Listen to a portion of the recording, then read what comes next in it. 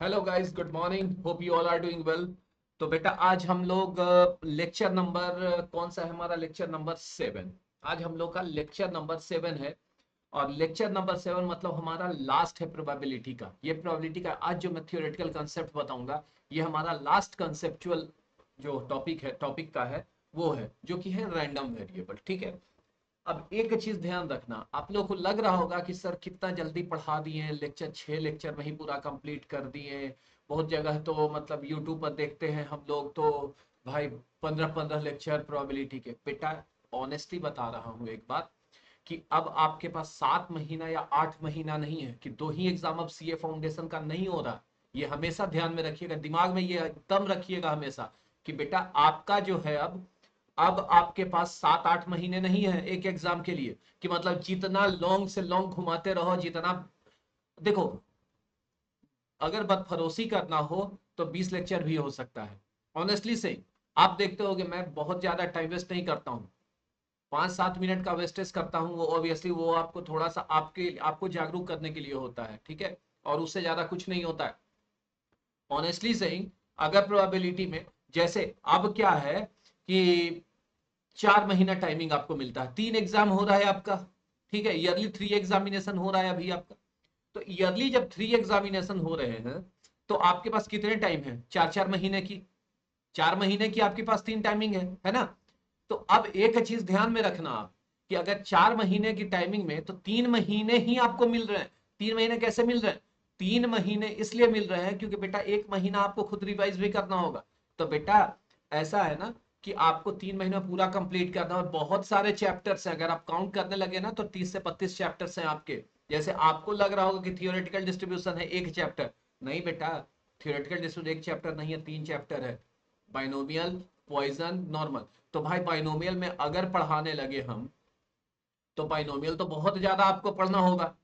ठीक है, तो आपके लेवल को मेंटेन करके चल रहा है ना, तो उसमें हम क्यों दे टाइम वेस्टेज क्यों टाइम करें हम उसमें वेस्टेज ज्यादा, है ना। तो वेस्टेज ऑफ टाइम मैं नहीं किया हूं। हाँ, और आपने ये चीज देखा होगा कि मेरा मैक्सिमम 1 आवर 1.5 आवर्स का मैक्सिमम लेक्चर रहा है। एक दो क्लास गया होगा 1.5 घंटे से ज्यादा, उससे ज्यादा नहीं। प्रोबेबिलिटी में तो लगभग 40 मिनट 35 मिनट 40 मिनट एक क्लास लगता है, कि लास्ट लेक्चर मल्टीप्लीकेशन प्रोबेबिलिटी जो है, मल्टीप्लीकेशन थ्योरम सॉरी, वो लगता है कि 1 घंटे का गया था। क्योंकि भाई उसमें था कुछ चीजें डिस्कशन करनी थी, तो मैंने किया है ना। तो देखो, जितना ज्यादा आप करेंगे, और आपने प्रोबेबिलिटी पढ़ाने का तरीका देखा होगा, पहले मैं फर्स्ट 2 लेक्चर्स मैंने लिखकर पढ़ाया, है ना। उसके बाद का जो पार्ट है, सॉरी, फर्स्ट लेक्चर्स लिख के पढ़ाया, फिर जहां जहां जो जरूरत का मुझे लगा वो मैंने नोट्स बनाकर कर दिया, कि नोट्स बना के नोट्स से डिस्कस कर दिया कि हाँ भाई ये चीज है, ये चीज है। तो देखो, एक चीज ध्यान देना खास करके इस चैप्टर में, पर मतलब 2-3 चैप्टर जैसे sequence and series, permutations, combinations, probability, theoretical distributions. ठीक है, ये 3-4 चैप्टर जो है ना, ये आपको पूरा मतलब पढ़कर एनालाइज एनालाइज करने वाला चैप्टर है। ठीक है, आप जितना खुद से एनालाइज करेंगे एग्जामिनेशन में, वही आपको फायदा करेगा। मैं क्या कर सकता हूं? बहुत ज्यादा क्या कर सकता हूं? आपको क्वेश्चन बनवा सकता हूं, है ना। क्वेश्चन बनवा सकता हूं, आपको मॉड्यूल का सॉल्यूशन दे सकता हूं, पीवाईक्यू कर सकता हूं। आरटीपी मैंने ऑलरेडी शेयर कर रखा है। ठीक है, मैं आरटीपी, जैसे देखो जितने भी आरटीपीज आएंगे ना, आरटीपी का एक अलग सेक्शन बना दूंगा, आरटीपी का एक कंप्लीट एक अलग सेक्शन बना दूंगा। ठीक है, जब से आरटीपी मैथमेटिक्स में स्टार्ट हुआ है, क्वांटिटेटिव एप्टीट्यूड में, तब से एक आपको आरटीपी मिल जाएगा। ठीक, जब से जितने आरटीपी आएंगे मैं उतने सॉल्व कर दूंगा। ठीक, और एमटीपी भी करूंगा, एमटीपी भी अवेलेबिलिटी करा रहा हूं। लेकिन पहले आपका कोर्स कंप्लीट हो जाए तो आपका जो एमटीपी है, वो एमटीपी भी मैं वही करूंगा बेटा।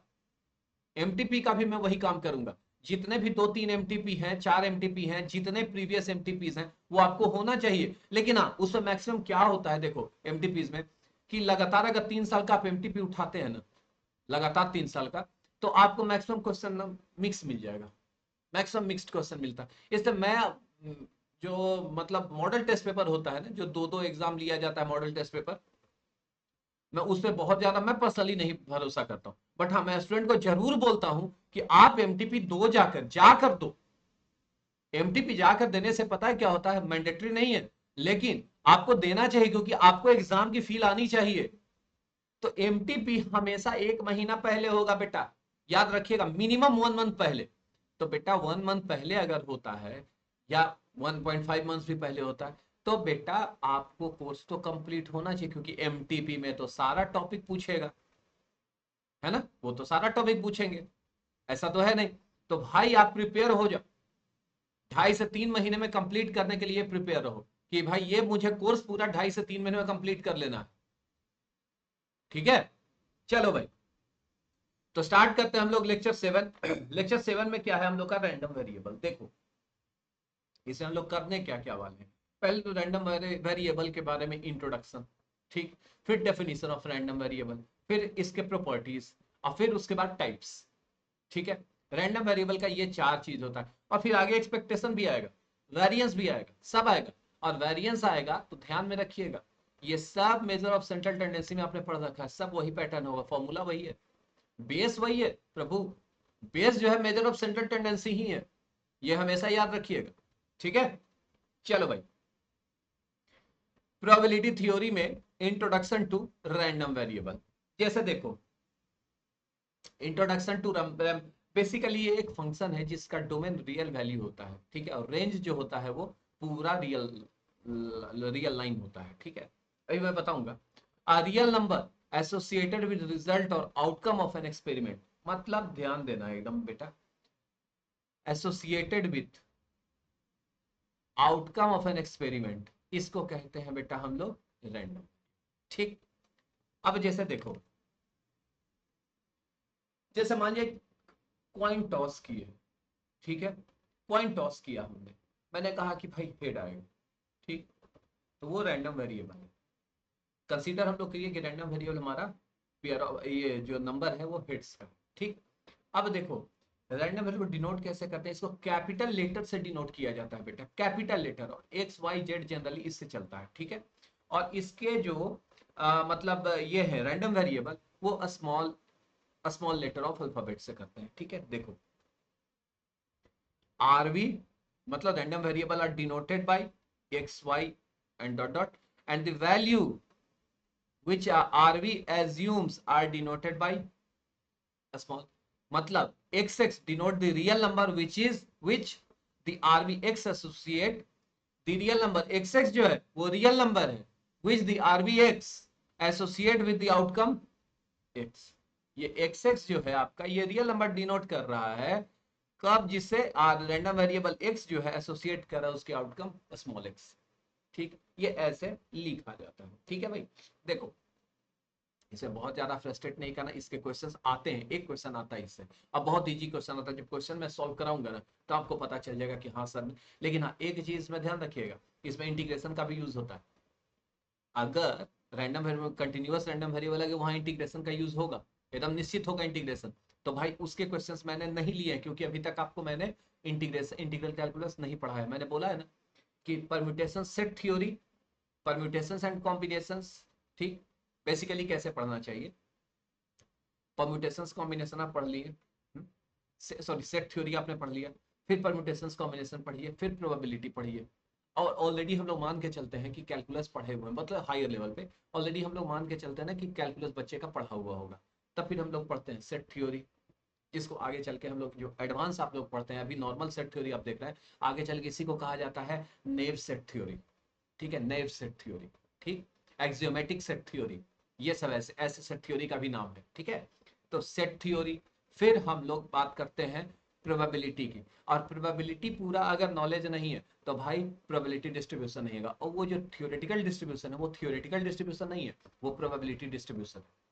ठीक है ना, अब प्रोबेबिलिटी डिस्ट्रीब्यूशन मैं आपको उसी में पढ़ाऊंगा, जैसे इसमें सोचा था कि पहले प्रोबेबिलिटी में प्रोबेबिलिटी डिस्ट्रीब्यूशन, लेकिन फिर नहीं, पहले ये, ठीक है, पहले ये, तो ये कंप्लीट करने के बाद प्रोबेबिलिटी के बाद तब फिर मैं आपको इसके एक्सरसाइजेस कराऊंगा, तब फिर मैं बाइनोमियल और पॉइजन आऊंगा। अब मजबूरी है उसके बाद थोड़ा नॉर्मल पढ़ाना पड़ेगा, लेकिन जहां जहां इंटीग्रेशन का यूज है ना वहां मुझे रोकना पड़ेगा।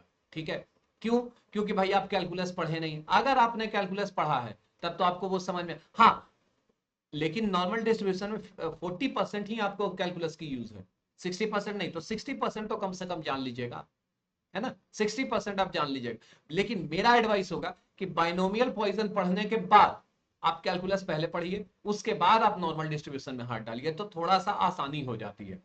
ठीक है, समझ में आएगा, ऐसा कुछ नहीं है कि नहीं समझ में आया, ऐसा कोई ये नहीं है कि नहीं समझ, बस आपको इंटीग्रेशन का यूज समझ में नहीं आएगा अगर किसी क्वेश्चन में आया तो। हालांकि आपके मॉड्यूल में है नहीं ज्यादा क्वेश्चन इंटीग्रेशन पे, 1 या 2 क्वेश्चन है, और जनरली ऑनेस्टली सेइंग आपके एग्जाम में आता भी नहीं है। ठीक है, लेकिन कभी कभी अगर एरिया निकालना आ जाएगा ना, तो वहां पे जरूरत पड़ जाती है थोड़े, मतलब ये कंसेप्ट की जरूरत पड़ जाती है। ठीक है, तो ज्यादा फ्रस्ट्रेट हमको इसमें नहीं होना है, एकदम आराम से चलना है। ठीक है, चलो भाई आगे चलते हैं। डेफिनेशन देखो, मैंने आपको पहले ही बताया कि एक फंक्शन है X is a mapping from S to R. S क्या है बेटा, डोमेन है, और आर इज इक्वल टू पूरा नंबर लाइन माइनस इनफाइनाइट से इनफाइनाइट इज द रेंज। ठीक है, मतलब देखो कैसे डिफिनेशन दिया जाएगा। Let S be the sample space, ये तो सिग्नेचर है हमारा। ठीक है, of a random experiment a real valued function, भाई relation and function defined on S and assuming value in R is equal to इतना is called a one dimensional random variable। अच्छा एक चीज ध्यान रखिएगा, ये 1 डायमेंशनल ही नहीं, 2 dimensional, 3 dimensional random, 2 dimensional random variable भी होता है। ठीक है, एक्स और वाई वहां लिया जाता है। ठीक, तो वो आप लोग को नहीं पढ़ना है। ठीक है, वो आप लोग को नहीं पढ़ना है, वो आप अभी आपका कहीं यूज ही नहीं है। ठीक है, तो कोई मतलब भी नहीं बनता है। ठीक है, इसलिए मैंने 1 डायमेंशनल लिखा। ठीक, तो ये हुआ हमारा रैंडम वेरिएबल का डेफिनेशन। आगे आते हैं प्रॉपर्टीज ऑफ रैंडम वेरिएबल। देखो it takes the real value, obviously real value take करेगा। If x is a random variable and c is a constant, cx is also a random variable। ध्यान रखिएगा, x random variable है और c constant है, तो cx आपका random variable होगा। ठीक, x1 and x2 are two random variables, then x1 plus x2 and x1 x2 are also random variable।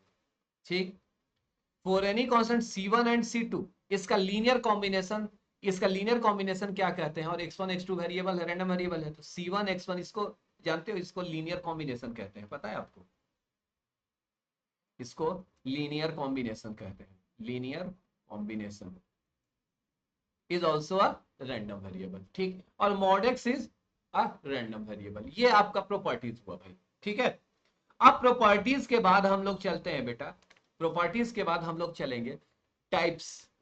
ठीक, देखो 2 टाइप्स होता है, डिस्क्रीट रैंडम वेरिएबल, ये होता है आपका डिस्क्रीट रैंडम वेरिएबल, और एक मिनट सॉरी, ये जो आपका आता है, ये आता है आपका एक डिस्क्रीट रैंडम वेरिएबल, एक होता है कंटिन्यूअस रैंडम वेरिएबल। डिस्क्रीट को हमेशा डीआरवी से यूज करूंगा और कंटिन्यूअस को सीआरवी। ठीक, डिस्क्रीट रैंडम वेरिएबल और कंटिन्यूअस। देखो डिस्क्रीट याद करो, डिस्क्रीट में हम लोग समेशन का यूज करेंगे, और यही कंटिन्यूअस क्योंकि ये इंटरवल इंटीग्रेशन का इस्तेमाल करते हैं। ठीक है, इंटीग्रेशन, अब देखो इंटीग्रेशन का डिफिनेशन ही होता है प्रोसेस ऑफ समेशन। ठीक है, process of summation is called as integration. अभी आगे आएगा, ये बेसिकली ये जो होता है फाइनाइट के लिए होता है। ठीक, फाइनाइट के लिए समेशन यूज करते हैं हम लोग, याद होगा आपको, फाइनाइट के लिए हम लोग समेशन। ठीक, और इंटीग्रेशन क्या होता है, या इनफाइनाइट के लिए भी यूज करते हैं। इंटीग्रेशन में क्या है अंतर, कि ये एक इंटरवल को लेकर चलता है, इंटरवल। ठीक है, इंटरवल सेट थ्योरी में बताया था, set open interval, close interval, semi open. ठीक है, वो इंटरवल को लेकर चलता है, तो भाई यहां पर यूज होगा आपका, तो सबसे पहले हम लोग बेटा discrete random variable. If a random assumes value in steps और at most countable number of values, countable number of values, तो उसको हम लोग कहेंगे। ठीक, जैसे कोई लॉट है, एग्जांपल मैंने दिया है, देखिए एग्जांपल समझने के लिए, number of defective items in lot. अब सारे डिफेक्टिव किसी भी चीज का आप लॉट ले रहे हैं, तो सारा डिफेक्टिव तो नहीं हो सकता, अगर सारा डिफेक्टिव है तब तो फिर बेकार है। ठीक है, उसको नहीं कहेंगे, उसको एग्जाम्प्ट करेंगे यहाँ पे। लेकिन number of defective items in a lot, किसी भी चीज के लॉट में। ठीक है, continuous, if a random variable assumes all the values, assumes all the values between two limits, between two limits, मतलब length of life of electric bulb, कैसे ये 2 लिमिट्स में हुआ, भाई जब खरीदे तब, अंत कब होगा, एक लिमिट है इसका भी। ठीक है, तो एक लिमिट में अगर वैल्यू एज्यूम किया जा रहा है, तो उसको अपन कहेंगे कंटिन्यूअस रैंडम वेरिएबल। ठीक है भाई, चलो अब आता है दिस प्रोबेबिलिटी मास फंक्शन जो है ना, एक चीज ध्यान रखना, मैं लिख देता हूं, मैं एक चीज बताता हूं आपको, बड़ा अच्छा चीज है इसमें जो है ना, डिस्क्रीट रैंडम वेरिएबल में ना, हम लोग पीएमएफ जिसको हम लोग कहते हैं probability mass function, probability mass function या सिंपल प्रोबेबिलिटी फंक्शन कहते हैं उसको, ठीक है, प्रोबेबिलिटी मास फंक्शन। और ये जो कंटिन्यूअस रैंडम वेरिएबल में है ना, यहाँ पे आता है पीडीएफ, मतलब पोस्ट डॉक्यूमेंटेड फाइल नहीं, ठीक है, ये आता है ये probability density function, probability density function, ठीक है। अब प्रोबेबिलिटी डेंसिटी फंक्शन जब आएगा तो उसमें इंटीग्रेशन का इस्तेमाल होगा, लेकिन इसमें समेशन, इसमें इंटीग्रेशन, ठीक है, ये ध्यान रखिएगा। तो चलिए बेटा हम लोग बात करते हैं प्रोबेबिलिटी मास फंक्शन की, इस पे क्वेश्चन भी करेंगे, डोंट वरी, इस पे क्वेश्चन भी करेंगे। पहले तो एक्स बी या डीआरबी, मैंने डिस्क्रीट रैंडम वेरिएबल लिया, ठीक, assuming the value x1 x2 xn तक, ठीक, with each possible outcome xi, xi मतलब या तो x1 x2 x3, ठीक है, we associate a number px is equal to xi is equal to pxi, ऐसे भी लिखते हैं या तो आप ऐसे भी लिख सकते हैं, ये आपको जरूरत पड़ेगा, पता है ये कहां समझ में आएगा आपको, ये आपको आएगा, पता चलेगा पॉइजन में, पॉइजन में इस पे क्वेश्चन डायरेक्ट आता है, ठीक है, ऐसे ही लिखा हुआ रहेगा। Call the probability of xi then pi, हालांकि स्मॉल होना चाहिए था, इस कॉल्ड दी पीएमएफ, कैपिटल होना चाहिए था वहां पर, यहां पर कैपिटल यूज किया है ना, of the RBX if the following conditions are satisfied, pxi is greater than equal to 0, या तो ये 0 से बड़ा हो या 0 के बराबर हो, और फॉर ऑल आई, मतलब प्रोबेबिलिटी का डेफिनेशन भी। अब समेशन इसका जो है टोटल कितना होना चाहिए भाई, 1 होना चाहिए टोटल, ये याद रखिएगा 1, प्रोबेबिलिटी टोटल कितना होता है 1, दिस सेट pxi, और ये जो pxi है is called probability distribution of the random variable, ये रैंडम वेरिएबल का प्रोबेबिलिटी डिस्ट्रीब्यूशन है, ठीक। अब चलो देखो बेटा, अब आते हैं हम लोग क्वेश्चंस पे, ठीक है, क्वेश्चन पे देखो, क्वेश्चन में इसका कोई दमखम नहीं है। सबसे पहले क्या कह रहा है, 0 0 for the discrete probability distribution given below, ये x px की वैल्यू दी हुई है, वैल्यू ऑफ k, पहले तो वैल्यू ऑफ k कितना कितना है, पहले तो वैल्यू ऑफ k निकालेंगे, तो देखो यहां मैंने बना भी दिया है k कितना कितना है, 2k 2k 3k, 2k 2k 3k, k square 2k square,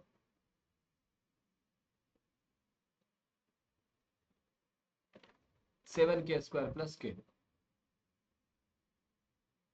ये कितने के बराबर होना चाहिए भाई, टोटल प्रोबेबिलिटी 1 के बराबर होना चाहिए। अभी यहां पर आपने देखा ये जो है pxi, तो ये प्रोबेबिलिटी है ना बेटा px, ठीक है, तो ये 1 के बराबर होना चाहिए, तो यहां से देखो तो 1 के 2 के 4 2 6 3 9k plus 10k square is equal to 1, this implies 10k square plus 9k minus 1 is equal to 0, a quadratic equation आ गया प्रभु, अ क्वाड्रेटिक इक्वेशन इनके, यहां से k की वैल्यू निकालना है अब आपको, तो ये 10k square plus 10k minus k minus 1 is equal to 0, 10k निकालेंगे बेटा तो k प्लस 1, माइनस 1 निकालेंगे बेटा तो k plus 1 is equal to 0, which implies 10k minus 1 into k plus 1 is equal to 0, this implies 10k minus 1 is equal to 0, which implies 10k is equal to 1, implies k is equal to 1 upon 10, ठीक, एक value, और यहां से k plus 1 is equal to 0 implies k is equal to minus 1, which is not possible, क्योंकि भाई एक negative नहीं होना चाहिए, ग्रेटर देन इक्वल टू 0 होना चाहिए, which is not possible। तो भाई k की वैल्यू कितनी आई 1 upon 10, तो पहले में कितना हो जाएगा भाई, फर्स्ट में क्या था k, मतलब 0 के लिए तो 0 हो जाएगा भाई, ठीक है, 0 के लिए तो 0 ही हो जाएगा, इसलिए मैंने लिख दिया।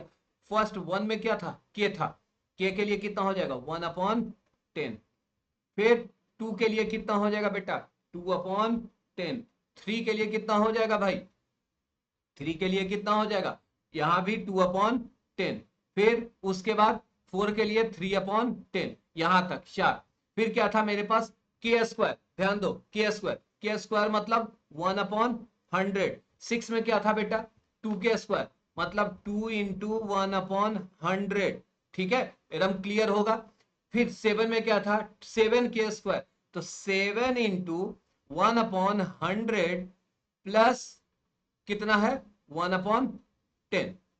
ठीक, दैट इज इक्वल टू एकदम 7/100 मतलब 17/100 ये आ जाएगा। ठीक है भाई, अब देखो अब क्या क्या निकालना था, वैल्यू ऑफ के तो निकल गया हमारे पास, पहला आंसर तो आ गया, फर्स्ट का तो हमारे पास आंसर आ गया। अब आ जाओ सेकंड में। सेकंड क्वेश्चन क्या कहता है भाई, second question P X is less than 6, P X is strictly less than 6, इसका मतलब होगा बेटा P0 plus P1 plus P2 plus P3 plus P4 plus P5। भाई प्रोबेबिलिटी ऑफ जीरो तो कितना है, जीरो। प्रोबेबिलिटी ऑफ 1 कितना आया है, 1/10। प्रोबेबिलिटी ऑफ 2 कितना आया है भाई, 2/10। प्रोबेबिलिटी ऑफ 3 कितना आया है भाई, 2/10। प्रोबेबिलिटी ऑफ 4 कितना है भाई, 3/10। और प्रोबेबिलिटी ऑफ 5 कितना आया है बेटा, 1/100। ठीक, तो भाई एलसीएम कितना हो जाएगा, 100। ठीक, 100 हो जाएगा, कितना आ जाएगा 10, ये तो जीरो, इसका कोई वैल्यू ही नहीं है। 10 plus 20 plus 20 plus 30 plus 1 that is equal to 30 20 50 20 70 10 80 81/100। ये मेरा आंसर आ गया। ठीक, सेकंड क्लियर हो गया बेटा। थर्ड क्या है हमारा, चेक कर लेते हैं थर्ड नंबर क्वेश्चन में क्या है। x is greater than equal to 6, p x is greater than equal to 6, मतलब p6 तो होगा ही, p6 प्लस p7। तो p6 की वैल्यू कितनी आई है बेटा, 2/100 प्लस p7 का 17/100 दैट इज इक्वल टू बेटा 100 एलसीएम, तो 2 plus 17 that is equal to 19/100। ये मेरा इसका आंसर आ गया। ठीक, अब फोर्थ क्वेश्चन इसका क्या है, 0 less than x is less than 5, 0 less than x is less than 5, मतलब इसमें हमको क्या निकालना है। ठीक है, इसका एक और तरीका है लेकिन उतना उतना हम लोग को दिमाग नहीं लगाना है। इसका मतलब क्या हुआ बेटा, P1 से शुरू होके 4 तक,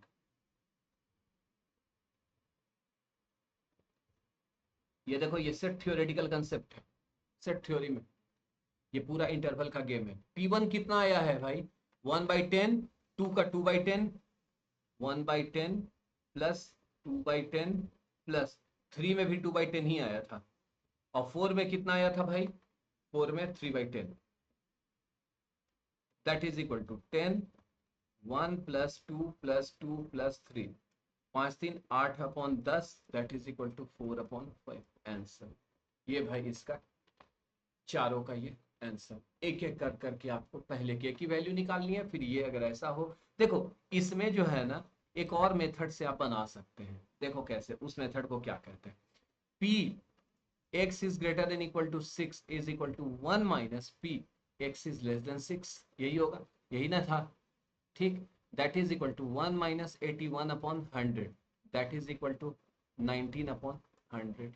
ये भी बना सकते हो अगर चाहो तो, बट ठीक है यार, ऐसे ही आंसर। ठीक है, ऐसे भी कर सकते हो, ऐसे भी कर सकते हो। ठीक है भाई, कोई दिक्कत यहां तक बेटा किसी को। देखो इसके क्वेश्चंस में ना कोई जान मान नहीं होता। ठीक, इसमें भी सेम प्रोबेबिलिटी वाला ही कंसेप्ट पूरा यूज होगा, पूरा प्रोबेबिलिटी का कंसेप्ट यूज होगा। ठीक, जैसे आपका मॉड्यूल, आपके मॉड्यूल में सेट ए में पता है एक क्वेश्चन नंबर कौन सा था, क्वेश्चन नंबर आई थी 22, सेट ए में 22 और 36, सेट ए में 22 और 36 बहुत अच्छा क्वेश्चन है, बहुत अच्छा क्वेश्चन है, पूरा कंसेप्ट एकदम घुमा देगा, पूरा कंसेप्ट घुमा देगा। करेंगे ना हम लोग, सेट ए एक साथ करेंगे, सेट ए को, सेट बी में अलग करूंगा, सेट सी में अलग करूंगा, set A set B set C. लेकिन मेरा एडवाइस, माय एडवाइस हमेशा मेरा set A set B set C देखने से पहले आप खुद बनाइए। उसके बाद आप मेरा क्लास देखिएगा, ऑनेस्टली से। दैट्स वाई रीजन उसका क्या है कि भाई आप अगर कंसेप्चुअल अंडरस्टैंडिंग आपसे सेट ए ही नहीं बनता है, तब तो फिर प्रोबेबिलिटी में कमी है कहीं ना कहीं, फिर कहीं ना कहीं प्रोबेबिलिटी में कमी है, ये मैं सीधा बोल रहा हूं, है ना। प्रोबेबिलिटी में अगर कमी नहीं रहती तब तो फिर तो आप बना ही लेते। ठीक है, चलिए भाई आगे चलते हैं। नेक्स्ट क्वेश्चन, नेक्स्ट क्वेश्चन कहता है क्या, from a lot of 12 items, ठीक है, कंटेनिंग 3 डिफेक्टिव आइटम्स, ठीक है भाई, a sample of 4 items are drawn. ठीक, एक बात बताओ, at random without replacement, at random without replacement है, ध्यान दीजिएगा, at random without replacement, let a random variable x denote the number of defective items in the sample space. ठीक, जो x है डिफेक्टिव आइटम्स आपका रिप्रेजेंट कर रहा है। ठीक, find the probability distribution of, ठीक है, मतलब प्रोबेबिलिटी डिस्ट्रीब्यूशन निकालना है। ठीक है, देखो द लॉट एकदम आराम से, कंटेन्स 9 नॉन डिफेक्टिव, 12 में से 3 अगर डिफेक्टिव है तो 9 नॉन डिफेक्टिव है। ठीक, एंड 3 डिफेक्टिव आइटम्स,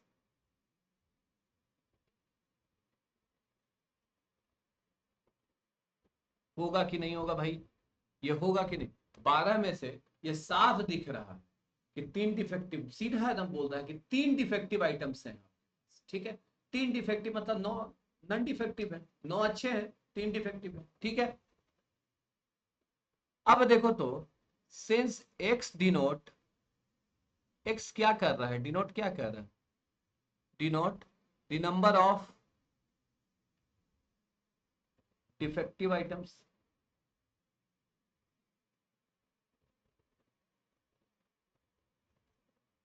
तो x can takes the value, x can takes the value, कौन कौन, 0 1 2 और 3। ठीक, क्यों, 4 items are drawn at random without replacement. ठीक, 4 items are drawn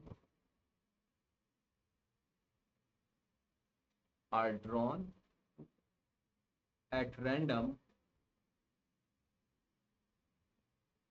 without, at random without replacement, without replacement।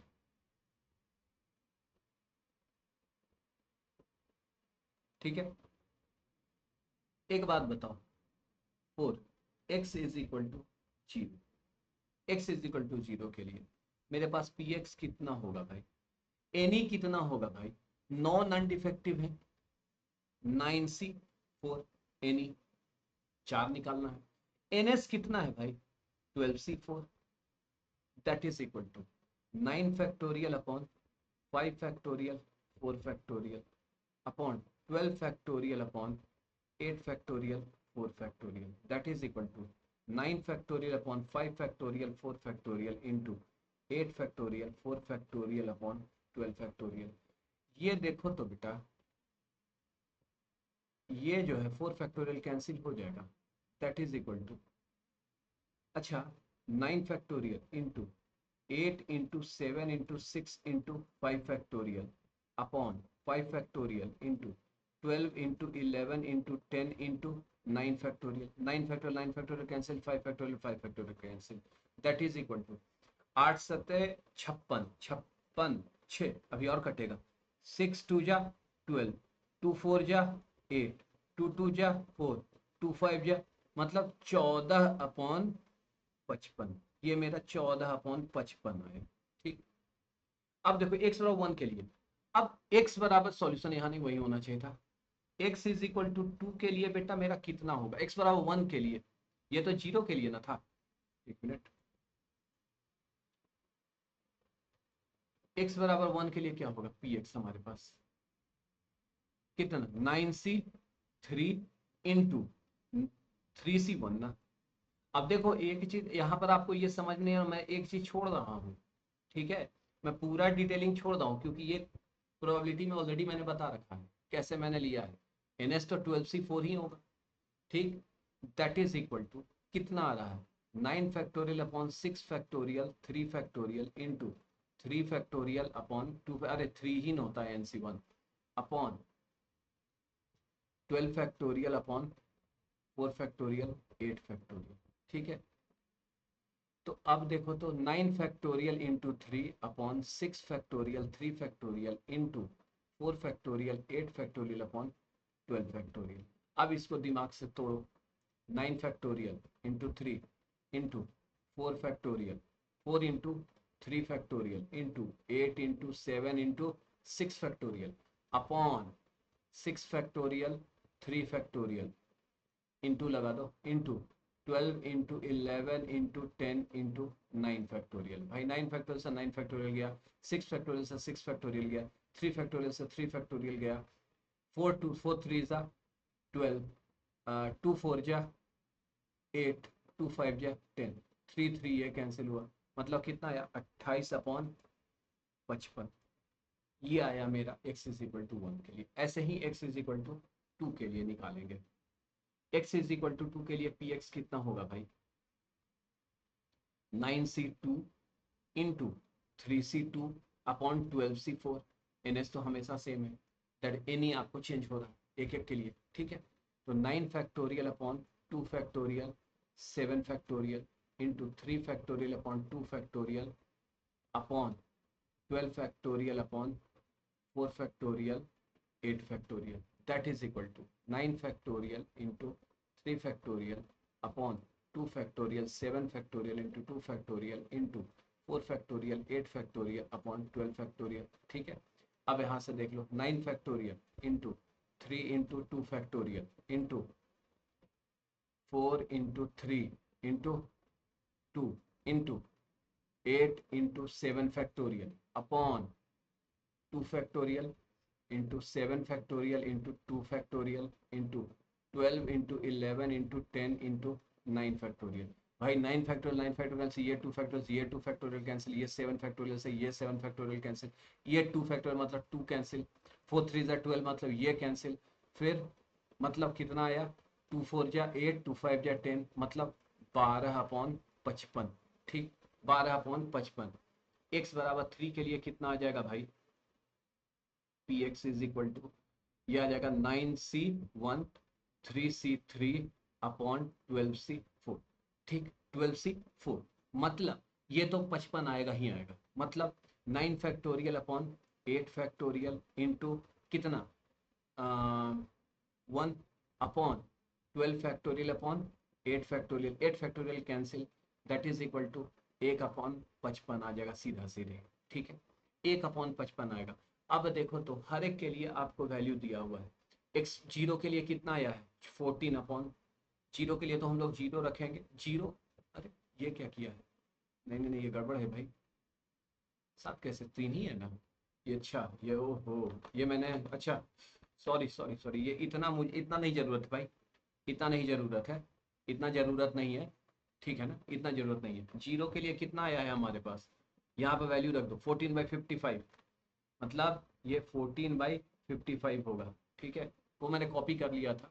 1 के लिए कितना आया है मेरे पास 28/55, 2 के लिए कितना आया है 12/55, 3 के लिए कितना है 1/55, यही आपका प्रोबेबिलिटी डिस्ट्रीब्यूशन, ठीक है ठीक। देखो अब एक चीज यहां पर आप पूछोगे ये वाला ये सब कि सर ये आप कहां से किए, ये वाला ये सब आप पूछेंगे कि सर ये सब आप कहां से कर दिए। बेटा प्रोबेबिलिटी में आप लोगों को मैंने परम्यूटेशंस एंड कॉम्बिनेशंस का ऑलरेडी बता रखा है, इसे मैंने डायरेक्ट यहाँ पे किया है, ठीक है ठीक। नहीं समझ में आएगा मेरे से आप सीधा सीधी मैसेज करके पूछ सकते हैं फिर से कि भाई सर ये मेरे को क्वेश्चन समझ में नहीं आया, और डिटेलिंग में मैं इसको सॉल्व कर दूंगा, ठीक है ठीक है। चलो अब आते हैं भाई प्रोबेबिलिटी डेंसिटी फंक्शन, ठीक इस पे क्वेश्चंस नहीं, ठीक है मैं पहले बता दूं भाई प्रोबेबिलिटी डेंसिटी फंक्शन क्या कहता है, एक सीआरवी है, देख लो अब यहाँ पे सीआरवी मतलब continuous random variable, and F x be any continuous function of x, F x आपका कोई फंक्शन है, then fx represents the probability that x falls in the infinitesimal interval x minus dx by 2 or x plus dx by 2. Symbolically, p x minus dx by 2 is less than equal to x is less than equal to x plus dx by 2, that is equal to fx of x dx. जैसे ही dx आ गया आप समझ लो कि वहां पर क्या है, integration, ठीक है, इंटीग्रेशन, ठीक। तो ये अभी थोड़ा सा रखो, आएगा कहाँ, आएगा इंटीग्रेशन के बाद। देखो यहाँ पर आया ना इंटीग्रेशन, देख लो यहाँ पे इंटीग्रेशन आया कि नहीं। अब तो मैं तो मजबूर हूं भाई, मैं तो बेसिकली मजबूर हूं कि भाई मुझे तो बताना तो है ना। Also F X represents the area bounded by the curve y is equal to F X x axis and the ordinates at the point x minus dx by 2 x minus dx by 2 and x plus dx by 2, ये the function f is called the pdf, probability density function. The y is equal to fx is called probability density curve, hence fx is said to be pdf if fx is greater than equal to 0 for all x belonging to r, greater than equal to 0, 0 से बड़ा या बराबर होना चाहिए, और इसका integration same वही integration यहाँ पे क्या था, समेशन, डिस्क्रीट में प्रोबेबिलिटी मास फंक्शन में समेशन था ना, ठीक है, समेशन था, ठीक। अब चलो भाई आगे देखो, और भी है इसमें एक नोट लिखवा दूं क्या, चलो नोट लिखवा देता हूं, नोट, एक नोट लिख लो, हालांकि सोच नहीं रहा था लेकिन चलो ठीक है लिख लो यार, लिख लो note, from the above integral, integral पे ही है, मे बी कैलकुलस आप लोग कोई बच्चे पढ़ लें तो पढ़ने के बाद वो आप फिर से इसको पढ़े तो वो आपको समझ में आ जाएगा। From the above integral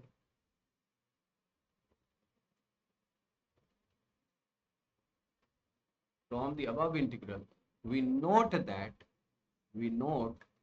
that the probability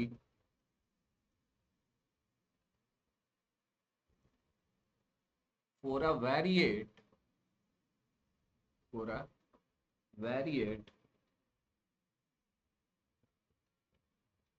value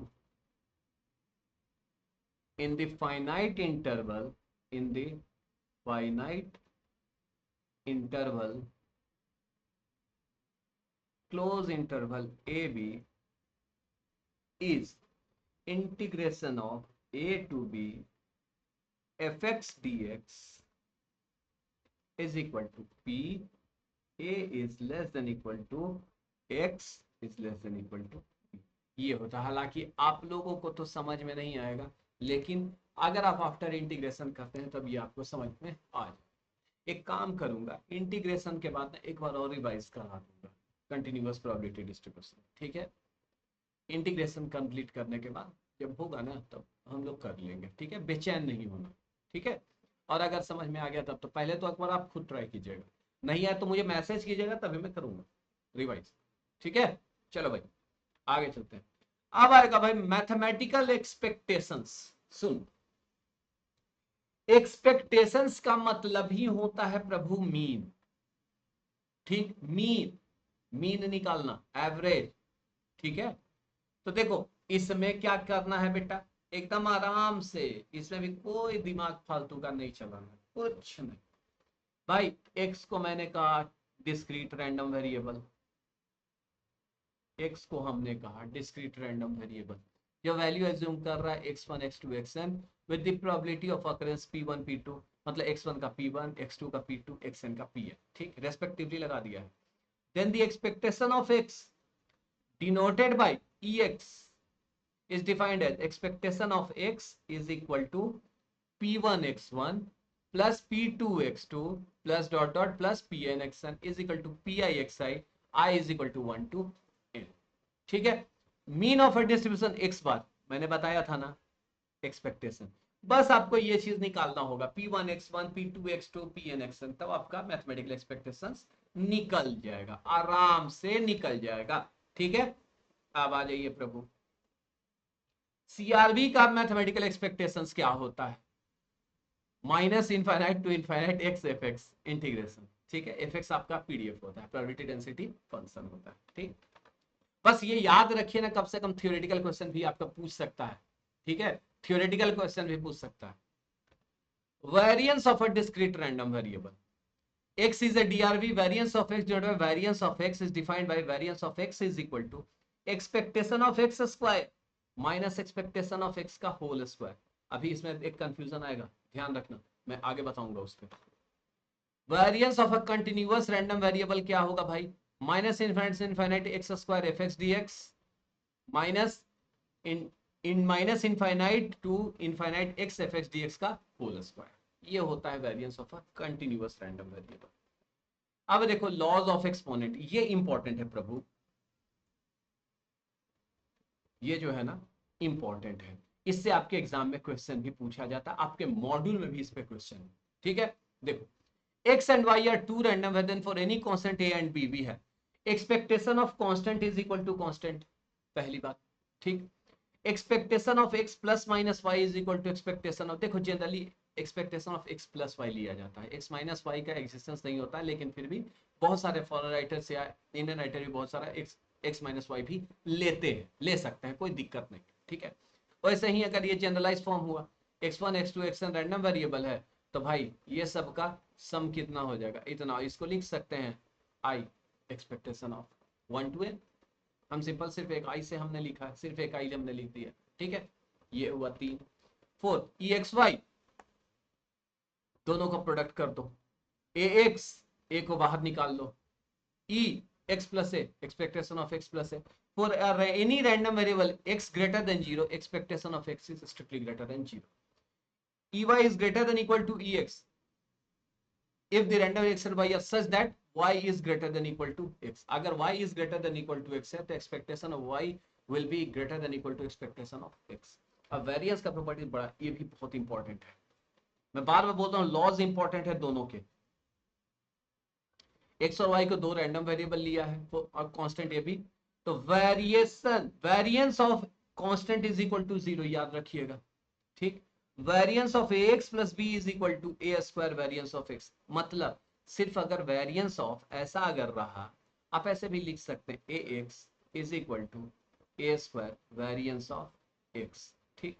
तो इसका तो ये था, अब इसको कैसे करेंगे भाई, इसको देखो वेरिएंस ऑफ, ये मतलब अगर हो जाए A square variance of X plus variance of B, variance of B तो बेटा 0 होगा, तो इसीलिए ये हो जाता है ए स्क्वायर वेरिएंस ऑफ एक्स, ये इस कारण होता है, ठीक है। अब देखो ऐसे ही इसको लिए, तो A square variance of X plus minus B square variance of Y, ठीक है। ये इंपॉर्टेंट था। अब आ जाओ एग्जाम्पल पे, देख एग्जाम्पल पे, एग्जाम्पल क्या है हमारे पास, एकदम आराम से देखना,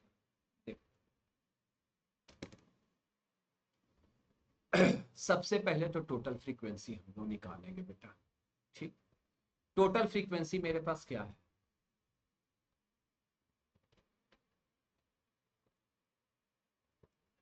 192 प्लस 100 प्लस 24 प्लस 3 प्लस 1, 24 3 27 1 28 30 222 220 220 और 320 320, ठीक।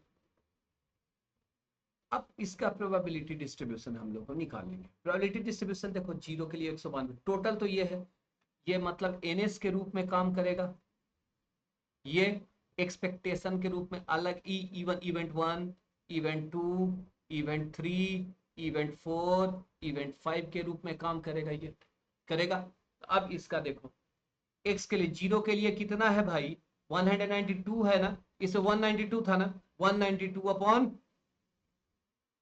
कितना 320, दूसरे में कितना था 100, तो 100 अपॉन 320, फिर दो में क्या है 24, 24 अपॉन 320, 3 में क्या है भाई 3, 3 अपॉन 320, 4 में क्या था भाई 1 अपॉन 320, ठीक।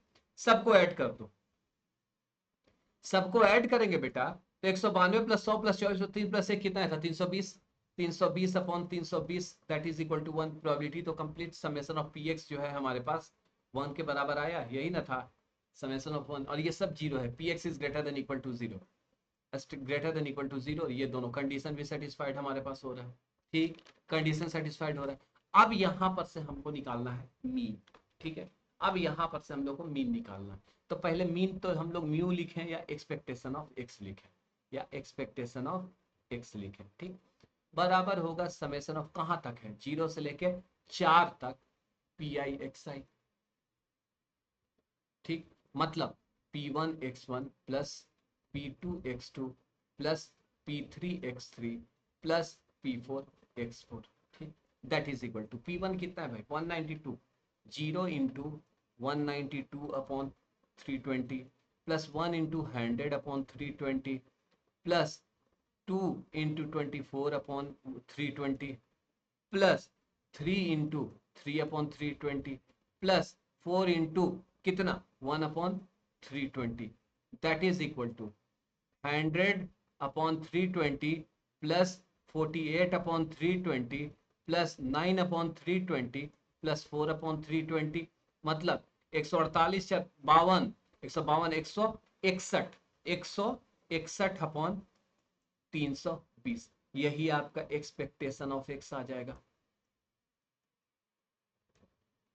ठीक, अब क्या निकालना है बेटा, determine mean and standard deviation. Mean निकल गया, मीन निकल गया, स्टैंडर्ड डेविएशन। बेटा पहले तो ये याद होगा कि standard deviation is equal to root under variance, ये याद है आप लोग को, और हम लोग के पास वेरिएंस है, तो वेरिएंस कितना होगा भाई, variance of X is equal to expectation of X square minus expectation of X का होल स्क्वायर, यही होता था ना अभी।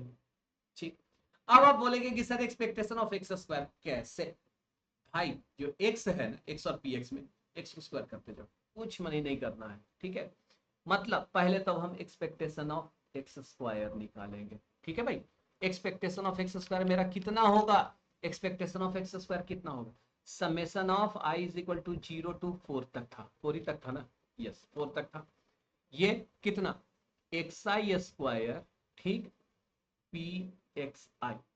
ठीक है, ये मतलब x का स्क्वायर करेंगे, मतलब कि P1 x1 square plus P2 x2 square plus P3 x3 square plus P4 x4 square that is equal to P1 value 192 upon 320 into 0 plus P2 कितना है भाई 100 upon 320, 100 upon 320 into 100 upon 320 into 1 square plus फिर कितना है 24 upon 320 into 2 square plus 3 upon 320 into 3 square plus कितना है फिर 1 by 320 into कितना 4 स्क्वायर, तो कितना आ गया, ये तो जीरो हो गया भाई, ये तो जीरो हो गया, ये 100 अपॉन 320 प्लस 4 24 चौक 96 96 9 3 27 plus 16 upon 320 that is equal to 196 27 चौथे 43 196 और 4 कितना हो जाएगा भाई, ये हो जाएगा 239 अपॉन 320, कैलकुलेटर से आप कर सकते हैं।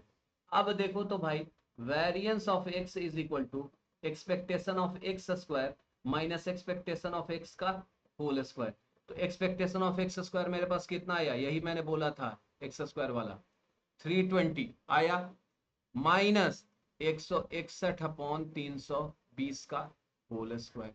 ठीक, ठीक है, तो अब हम लोग को पता है standard deviation is equal to root under variance. ठीक, तो इसका अगर this implies S D is equal to root under 239 upon 320 minus 161 upon 320 का होल स्क्वायर। ठीक है, अब इसको बाई कैलकुलेटर यूज करो, कैलकुलेटर कैसे करेंगे देखो, कैलकुलेटर नीचे रख देता हूँ यार, याद ही नहीं रहता है यार, कैलकुलेशन करने का आदत अभी भी नहीं है, सीधी सी बात है कैलकुलेटर से, ठीक है ना। अब देखो, अब क्या करना है, कितना था एक बार लिख लेता हूँ, √239/320, √239/320 माइनस 161/320 होल स्क्वायर। ठीक, कैसे कैलकुलेटर से आप यूज करेंगे, 161 डिवाइडेड बाई 320 इक्वल्स, फिर इनटू इक्वल इक्वल, फिर m प्लस, ठीक, फिर 239 divided by 320 equals minus MRC 2 times इतना माइनस MRC इक्वल्स फिर रूट, तो ये वैल्यू जो आ रहा है आपका 0.7026, यही आपका आंसर है। ठीक है, ठीक है बेटा, यहां तक किसी को कोई किसी प्रकार का कोई डाउट, देखो थोड़ा सा मैं आई एक्सेप्ट कि मैं थोड़ा सा फास्ट चला हूं, आई एक्सेप्ट, ठीक, देखो कुछ क्वेश्चंस में मैं फास्ट चला हूं, इससे ज्यादा इसकी आवश्यकता नहीं है, लेकिन मेरा एडवाइस होगा कि 2 बार, मैं बार बार बोल रहा हूँ, परम्यूटेशंस, कॉम्बिनेशंस, प्रोबेबिलिटी, ये हर एक लेक्चर, इसीलिए मैं कम टाइम का लेक्चर रखता हूँ, ताकि स्टूडेंट्स को ना दिक्कत नहीं हो 2 बार देखने में, आप 2 बार इसको जरूर देखिए, ठीक है। उसके बावजूद भी अगर आपको डाउट आ रहा है, कोई भी किसी प्रकार का doubt, feel free to ask me, ठीक है। चलो बेटा, तो मिलते हैं हम लोग नेक्स्ट सेशन में, जो कि होगा हमारा सेटे का। तो till then take care, have a nice time, bye bye.